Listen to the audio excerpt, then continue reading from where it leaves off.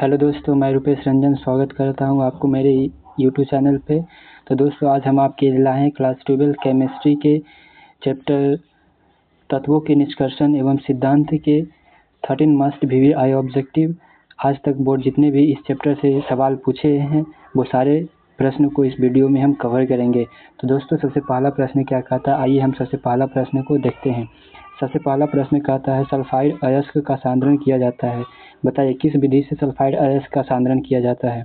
Option A है फेन उत्प्लावन विधि के माध्यम से, ऑप्शन बी है विद्युत विच्छेदन विधि द्वारा, ऑप्शन सी है भर्जन विधि द्वारा, ऑप्शन डी है इनमें से कोई नहीं। तो बताइए इसका राइट आंसर सभी कोई जानते होंगे कि सल्फाइड अयस्क का सांद्रण फेन उत्प्लावन विधि के द्वारा किया जाता है ना। चलिए क्वेश्चन नंबर 2 क्या कहता है। क्वेश्चन नंबर 2 कहता है कि गलेना किसका अयस्क है। फॉन्ट चेंज हो गया ना। गलेना किसका अयस्क है। ऑप्शन ए है एशन, एशन बोले तो टीन, पीवी यानी कि बोले तो लीड, टीन हो गया, लीड हो गया, सिलिकॉन या एल्युमिनियम, एजी सॉरी चांदी हो गया ना एजी। तो बताइए गलेना किसका अयस्क है।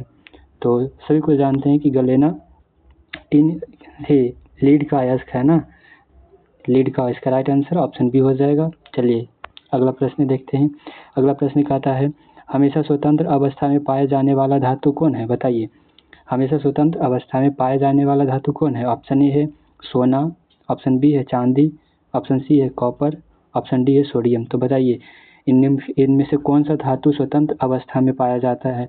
तो सभी कोई जानते हैं कि सोना जो है स्वतंत्र अवस्था में पाया जाता है। समझ गए ना। ये देखिए 2015 में 2021 में पूछा गया सवाल है। समझ गए ना, सॉरी ये 2021 में पूछा गया सवाल है। अगला प्रश्न देखते हैं। कॉपर पेराइड का सूत्र होता है। बताइए कॉपर पेराइड का क्या सूत्र होता है। ऑप्शन ए CuFeS, तो ये होगा ना। ऑप्शन बी है CuFeS2, ऑप्शन सी है Cu2S, ऑप्शन डी है Cu2FeS2। तो सभी जानते हैं कॉपर फ्यूरोसेनाइड का सूत्र होता है। इसका पूरा नाम, इसका राइट आंसर ऑप्शन बी हो जाएगा, कॉपर फ्यूरोसेनाइड हो जाएगा। समझ गए ना।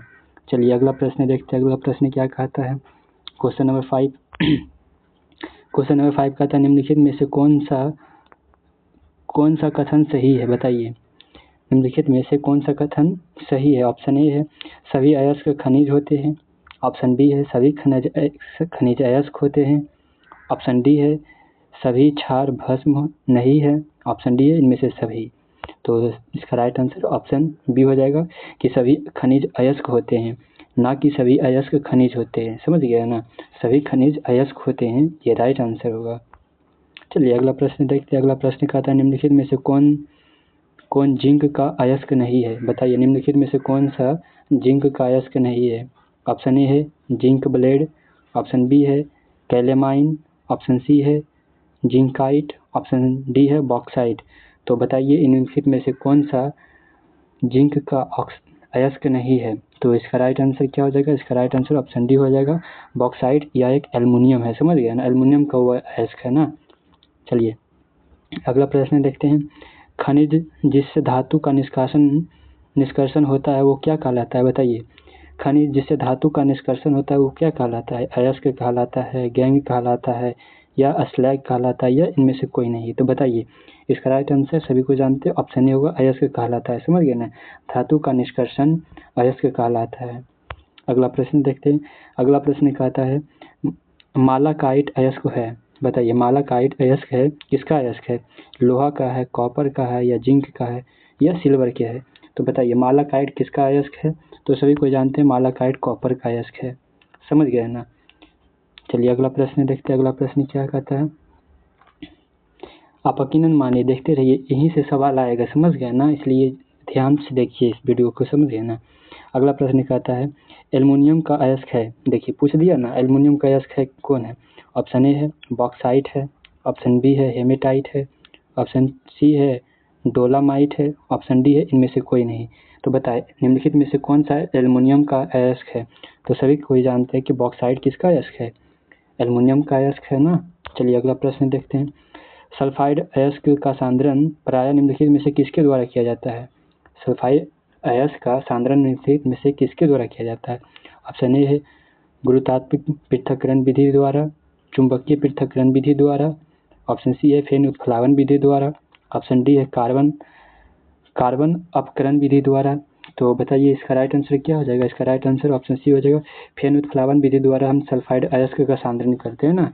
चलिए अगला प्रश्न देखते हैं। अगला प्रश्न क्या कहता है?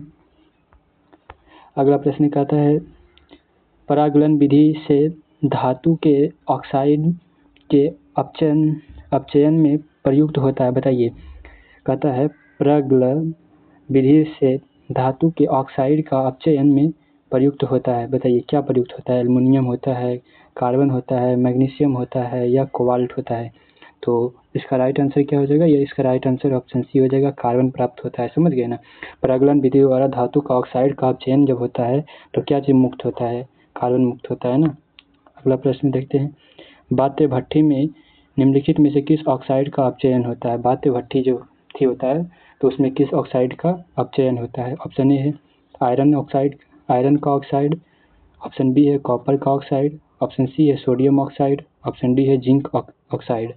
तो इसका राइट आंसर क्या हो जाएगा? आयरन ऑक्साइड ना होता है भट्ठी में जो होता है, बात भट्ठी में जो जाती जलाया जाता है तो कैसा होता है? वो आयरन ऑक्साइड होता है ना। चलिए अगला प्रश्न देखते हैं।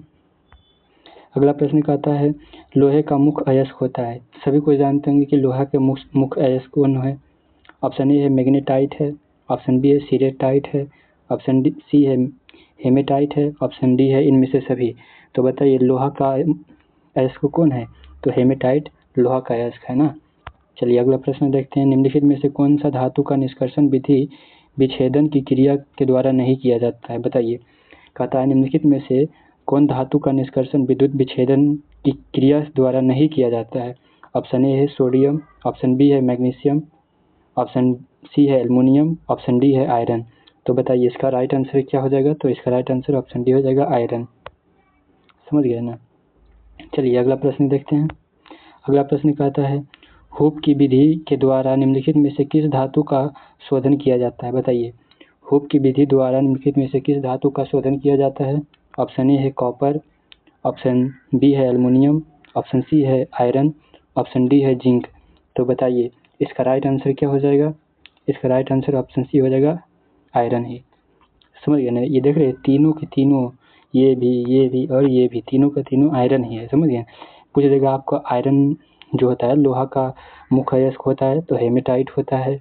और पूछ दे कि निम्नलिखित में से कौन सा निष्कर्षण विधि द्वारा किस धातु का निष्कर्षण विद्युत विच्छेदन क्रिया द्वारा नहीं किया जाता है तो आयरन ही हो जाएगा। और पूछ दे हूप विधि द्वारा भी पूछे तो आयरन ही हो जाएगा। समझ गए ना? इस तरह से याद रखना है। चलिए अगला प्रश्न देखते हैं। अगला प्रश्न क्या कहता है? अगला प्रश्न कहता है पायरोलुसाइट निम्नलिखित में से किसका अयस्क है? बताइए पायरोलुसाइट किसका अयस्क है? मैग्नीशियम का है, मैग्नीज का है या जिंक का है या लोहा का है? तो बताइए इसका राइट आंसर ऑप्शन बी हो जाएगा मैग्नीज का पायरोलुसाइट इसका अयस्क है ना। चलिए अगला क्वेश्चन देखते हैं। अगला क्वेश्चन है लोहे का मुख्य ऑक्साइड क्या है? बताइए निम्नलिखित में से कौन सा लोहे का मुख्य ऑक्साइड है? ऑप्शन ए है सिडेराइट, ऑप्शन बी है हेमेटाइट, ऑप्शन सी है पायराइड, ऑप्शन डी है बॉक्साइट। बताइए लोहे का मुख्य अयस्क क्या है? अभी ऊपर ही आया था तो सभी को जानते हैं कि इसका हेमेटाइट लोहे का मुख्य अयस्क है। समझ गया ना? और बॉक्साइट पूछे तो क्या है? ये एल्युमिनियम का है ना। चलिए अगला प्रश्न देखते हैं।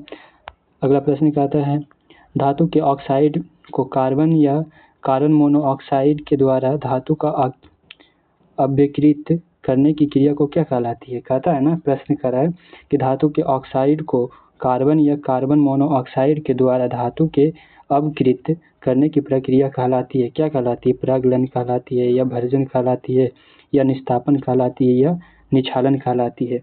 तो इसका राइट आंसर क्या हो जाएगा? इसका राइट आंसर ऑप्शन ए हो जाएगा परागलन कहलाती है। चलिए अंतिम प्रश्न देखते हैं आज का। अगला प्रश्न कहता है निम्नलिखित में से किस धातु का निष्कर्षण के लिए साइनाइड विधि का उपयोग किया जाता है? बताइए ए है तो बताइए इसका राइट आंसर क्या हो जाएगा? ऑप्शन ए है क्रोमियम, ऑप्शन बी है चांदी, ऑप्शन सी है कॉपर, ऑप्शन डी है जिंक। तो इसका राइट आंसर क्या हो जाएगा? तो इसका राइट आंसर ऑप्शन बी हो जाएगा चांदी। समझ गया ना? तो इसी के साथ आज का क्लास यहीं तक और आपसे निवेदन है कि आप हमारे चैनल को लाइक एंड सब्सक्राइब करें। धन्यवाद। और हाँ आपको यदि जो इसका सब्जेक्टिव क्वेश्चन चाहिए तो कमेंट करें। आप कमेंट करेंगे तो हम आपके लिए सब्जेक्टिव इसका बना देंगे, सब्जेक्टिव के ऊपर इसका वीडियो। जो आज तक जितने भी इस चैप्टर से बोर्ड पूछे हैं ऑब्जेक्टिव और सब्जेक्टिव तो करा दिए हैं, सब्जेक्टिव भी करा देंगे यदि जो आप कमेंट करेंगे तो। Thank you.